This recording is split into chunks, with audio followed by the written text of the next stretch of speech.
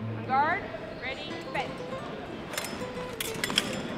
Oh, knees of the attacker rise.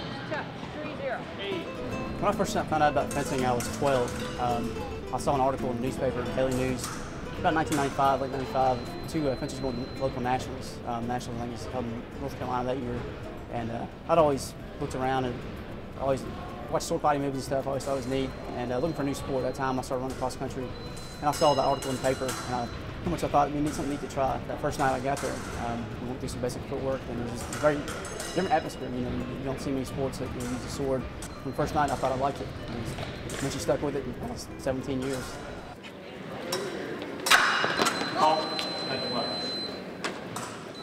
Throughout high school, I helped out giving some lessons here and there. I never had too much thought to it. Once I got back from Iraq in 2007, I started to branch out and give it to the public. It's a sport that is not known around here at all, but now there's an opportunity to learn the sport. Okay, good. Any questions? So we'll do this first, exchange drill back and forth. Okay. No footwork. We were really excited when we did discover there was a fencing program in town. My son, Kevin, fenced in Buffalo when we lived there for about 2 years. And when we moved to Bowling Green, we were looking for a fencing club where he could continue. And the closest ones we found were in Nashville or in Louisville, and they were very far away.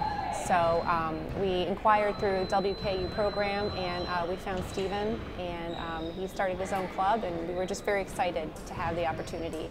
If I do it again, I see him go to 4, what can I do now? Okay. If he doesn't parry, I can do a feint disengage. It looked really fun to watch Kevin fence, and I thought, I'm going to try that too. And I really love it. It's just a lot of fun.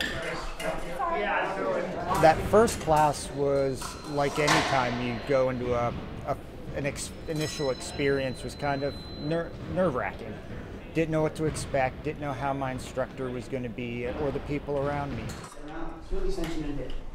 First time I taught, I was nervous, trying to teach a simple action or whatnot, and then you have to think, your whole mind process goes back, figure out how are you going to teach this effectively. If you just say do this and do that, you're not getting the point across. Every lesson has to have a theme, a goal, a purpose, and good understanding what you get out of each lesson. I started to go to coaching clinics, coaching certifications and such.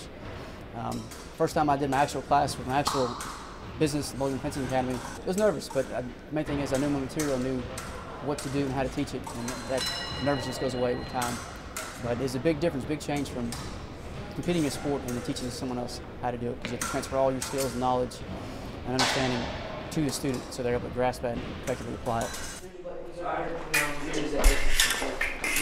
It's pretty much an old age adage. They say it's like a game of physical chess. You're either waiting for your opponent to move or you move yourself. It's constantly tactical thinking. You're one person trying to outwit the other one, not with only the mind, but the body.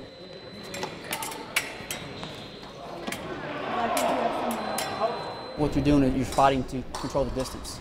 In fencing, the greatest thing is for you to be able to hit your opponent just enough close enough. I'll always be within that distance, to fight to get that distance, and for your opponent to always be just far enough away to where you don't get hit. Generally in fencing, the fencer who controls the distance usually wins the bout. So when you look at two fencers and they're moving back and forth, shuffling here and there, they're fighting for the distance and the right time to make that attack. There's a lot of technique involved, tactics. It's a slow learning process. Your body's not trained to move like a fencer. It's an asymmetrical sport. It's something completely different. It took a lot of time to learn. It's slowly progressive, but it was a lot of fun. You have your customs, courtesies, saluting your opponent, respect towards everyone. The philosophy of mine is respect. Respect towards your opponent, respect towards everyone around you. Whether I win or lose, it's all about the respect towards each other. I teach all my students to have respect. Don't worry if you lose. You work and get better at it.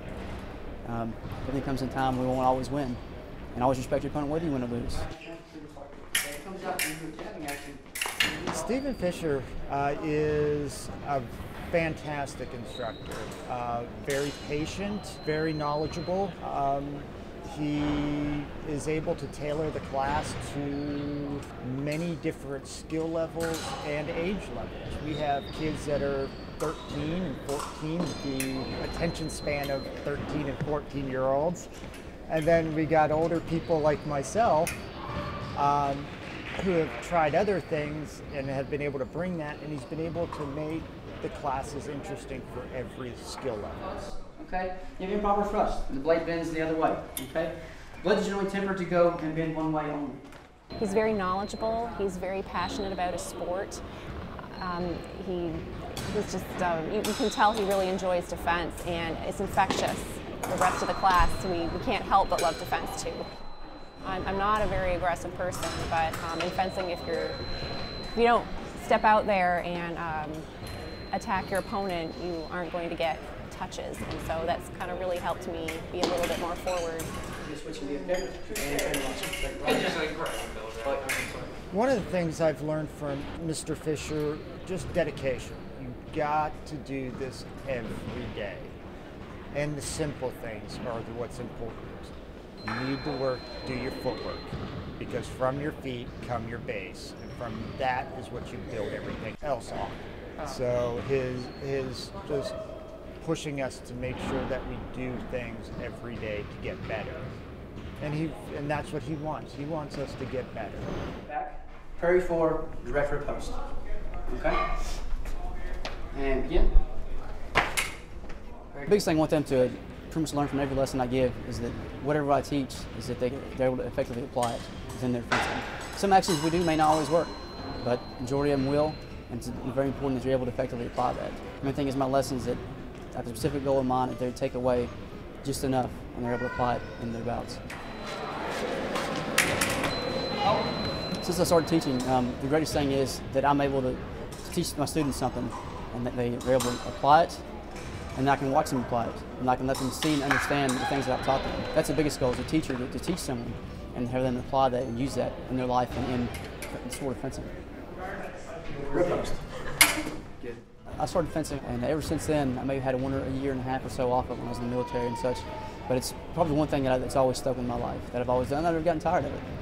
That's kind of rare nowadays, to have something that you stick with throughout your life. And I hadn't died out, I'm still doing it. I still enjoy it every day.